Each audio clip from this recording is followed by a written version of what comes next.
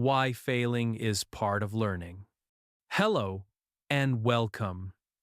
Today, I want to talk about something that we all experience, but many of us try to avoid. I want to talk about failing. Now, I know that might sound a bit negative at first. After all, nobody wakes up in the morning thinking, I really hope I fail at something today. But here's the interesting thing. Failing is actually one of the most important parts of learning. It's not the opposite of success. It's a step on the path toward it. When we're young children, we fail all the time, and we don't even think about it. Think about a baby learning to walk. That baby falls down again and again and again. Sometimes 10 times, sometimes 20 times, sometimes 100 times. But does the baby give up? Does the baby sit on the floor and think, well, I guess walking just isn't for me? Of course not. The baby keeps trying. And eventually, after all those falls, after all those failed attempts, the baby takes those first beautiful steps. Nobody judges that baby for falling. Nobody says, look at that failure. Instead, we all celebrate the progress. We cheer and we clap and we take videos to remember the moment. But something happens as we grow older. We start to see failure differently. We start to feel embarrassed when we make mistakes. We worry about what other people will think. We compare ourselves to others who seem to be doing better than we are. And slowly, without even realizing it, many of us start to avoid trying new things because we're afraid we might not be good at them right away. I remember when I tried to learn how to play the guitar. I was in my 20s, and I had always loved music. I would listen to my favorite songs and think, I wish I could do that. So one day, I decided to take lessons. I was so excited. I bought a guitar. I found a teacher. I imagined myself playing beautiful songs for my friends and family.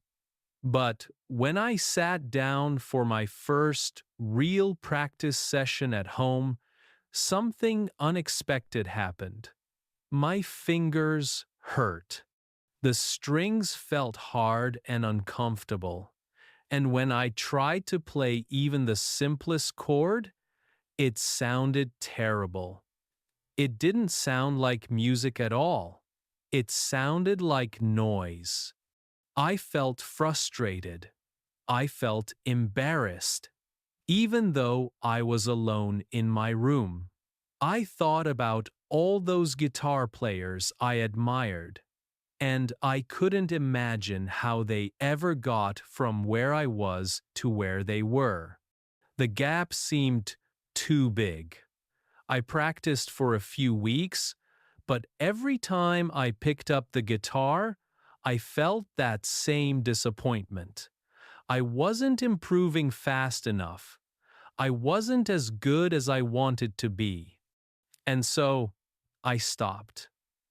I told myself I was too busy. I told myself maybe I just didn't have a natural talent for music. But the truth was simpler than that. I had stopped because I was failing, and I didn't like how that felt. Years later, I learned something important. I learned that the feeling I had experienced, that frustration and disappointment, was actually a sign that I was learning. When we try something new, our brain is working hard to build new connections. It's like creating new roads in a forest where no roads existed before. And that process is difficult. It requires effort. It requires patience. And yes, it requires failing over and over again until those new roads become smooth and easy to travel. Let me share a story about a friend of mine named Sarah. Sarah decided she wanted to learn a new language.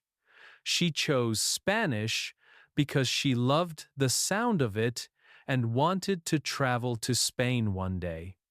She signed up for classes and started studying. At first, everything was exciting. She learned basic words like hello and thank you and my name is. She felt proud of herself. But then the lessons got harder. The grammar became more complex. She had to learn about different verb tenses and exceptions to rules. And most challenging of all, she had to actually speak with other people in Spanish. Sarah told me that the first time she tried to have a conversation in Spanish, she froze. She knew the words in her head, but when she opened her mouth, nothing came out the way she wanted. She mixed up words. She forgot basic vocabulary. She used the wrong verb tense. The person she was talking to was very kind and patient, but Sarah felt horrible. She felt like all her studying had been for nothing. She felt like she would never really be able to speak Spanish. But here's what makes Sarah's story special. She didn't give up. Instead, she changed how she thought about her mistakes. She started keeping a notebook where she wrote down every mistake she made. Not to punish herself, but to learn from them. When she said something wrong in class, she would write it down. When she couldn't remember a word, she would write it down. And then she would review these mistakes later, trying to understand why she made them and how she could do better next time. Something interesting happened. Sarah started to see patterns in her mistakes. She realized she always forgot certain types of words. She noticed she always got confused with certain grammar rules. And because she was paying attention to these patterns, she could focus her studying on exactly the areas where she needed the most help. Her mistakes became her teachers. Each failure showed her what she needed to work on next.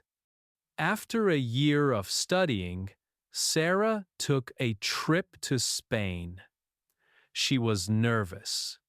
She still made mistakes when she spoke, but she could have real conversations. She could ask for directions. She could order food. She could make jokes and laugh with people. And when she came back, she told me something I've never forgotten. She said, "Every mistake I made was actually a gift. Each one taught me something that just reading a textbook never could." This idea applies to so many areas of our lives. Think about learning to cook. The first time you make a new recipe, it might not turn out perfectly. Maybe you add too much salt. Maybe you cook something too long. Maybe you forget an important ingredient. But each time you make a mistake, you learn something. You learn what works and what doesn't. You learn to pay attention to the details. You learn to adjust and adapt. And gradually, you become a better cook. The same is true in school and at work. When a student gets a problem wrong on a test, that mistake is actually valuable information. It shows what the student hasn't understood yet. It points to what needs more practice or a different explanation. A teacher who just marks something wrong without helping the student understand why has missed an opportunity. The best learning happens when we look closely at our failures and ask, what can this teach me? In many workplaces today, there's a growing understanding of this idea. Some companies actually encourage their employees to talk about failures openly. They create spaces where people can share what went wrong and what they learned from it. This might sound strange at first. Why would a company want to focus on failures? But the reason is simple. When people are afraid to fail, they stop taking risks. They stop trying new ideas. They play it safe.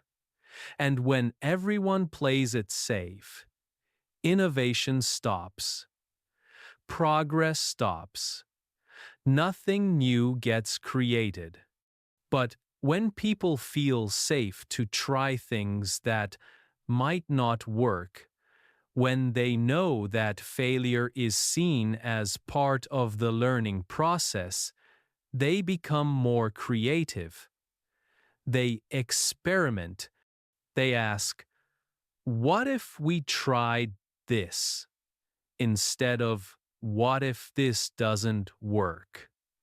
And sometimes those experiments lead to amazing discoveries and breakthroughs. There's a famous story about Thomas Edison, the inventor. He tried thousands of different materials before he found the right one for the light bulb filament. When someone asked him if he felt discouraged by all those failures, he said something wonderful. He said he hadn't failed.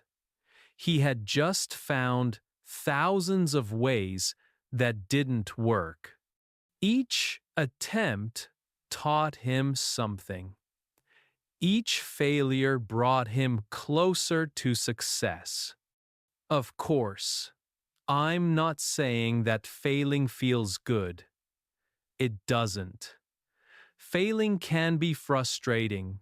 It can be disappointing. It can hurt our confidence.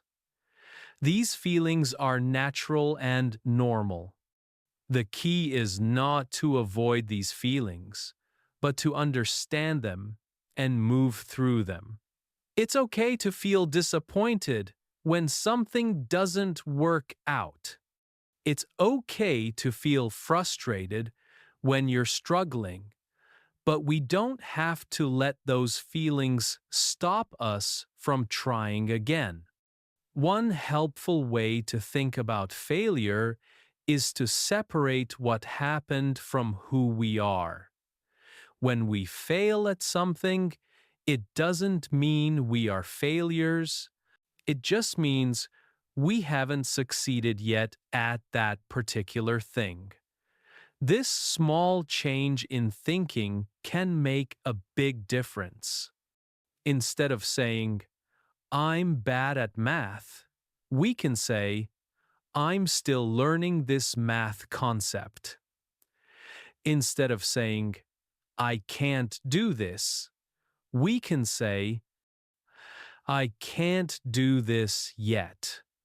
That little word, yet, is powerful.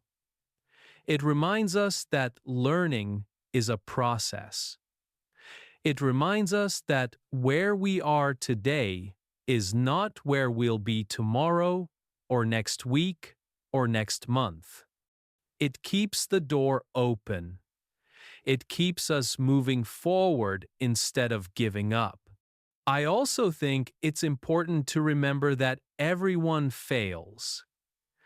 Even the people who seem the most successful, the most talented, the most confident, they all have failures in their past.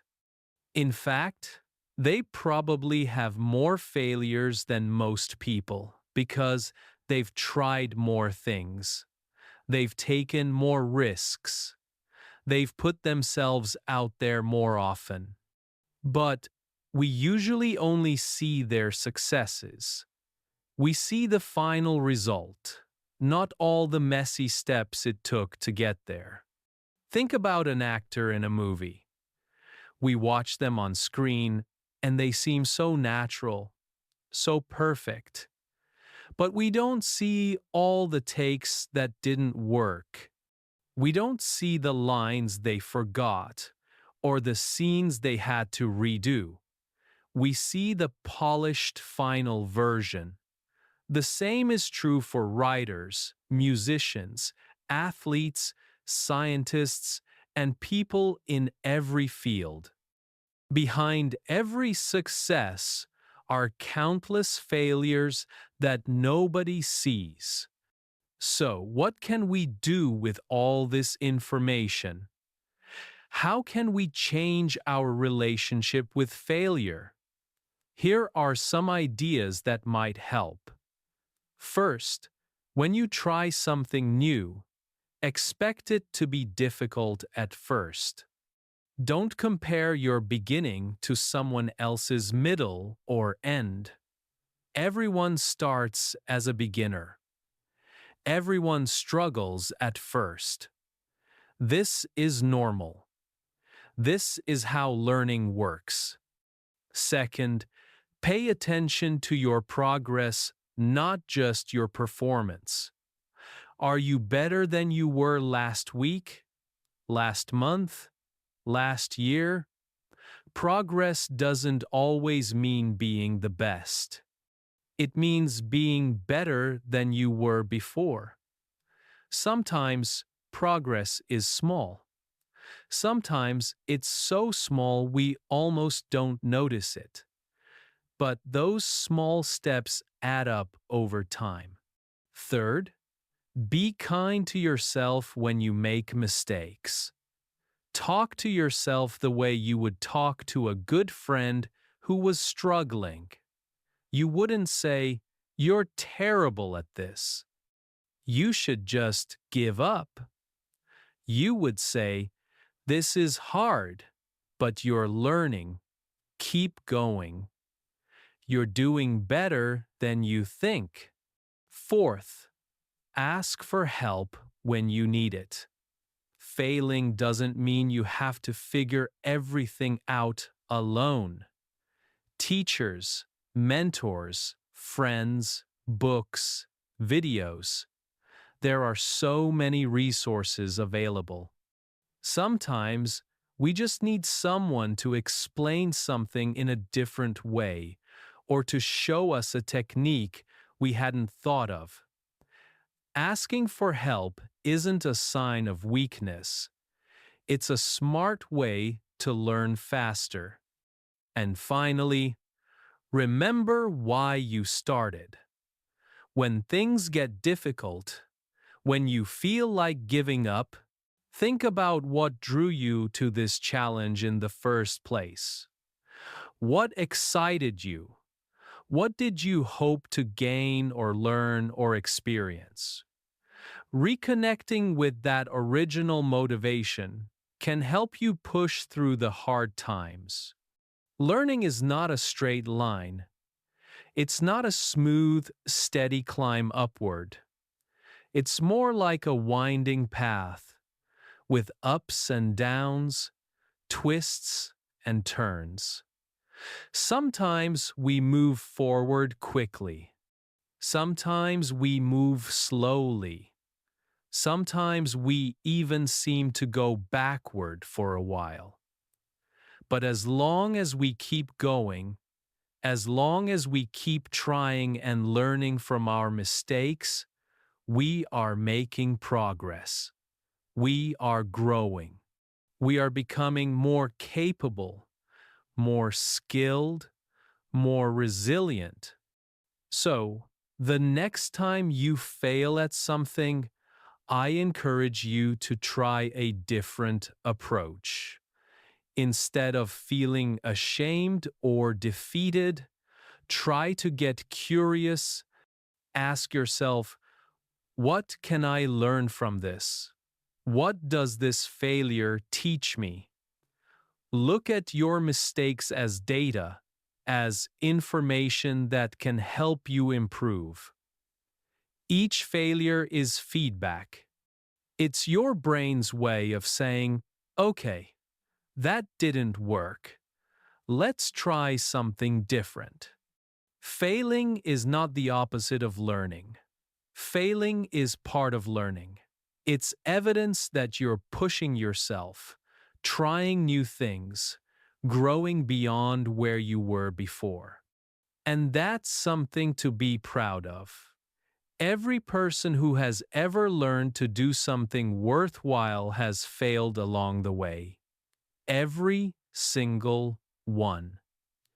You are not alone in this experience. You are not uniquely bad at something just because you're struggling with it now. You're just at a different point in your learning journey. As we close today, I want to leave you with one final thought. The most important thing is not whether you fail or succeed on any given day. The most important thing is whether you keep showing up, whether you keep trying, whether you keep believing that growth is possible, because it is. You have learned countless things in your life already. You've overcome countless challenges. You've grown and changed in so many ways, and you can continue to do that. So be patient with yourself. Be brave enough to try. Be willing to fail. And be wise enough to learn from those failures. That's the path forward. That's how we all learn. That's how we all grow. And that's how we all eventually succeed. Thank you for listening today. I hope this has given you something to think about. Remember, every expert was once a beginner. Every success was built on failures. Your journey is your own, and every step, even the stumbling ones, is taking you somewhere worthwhile. Keep going,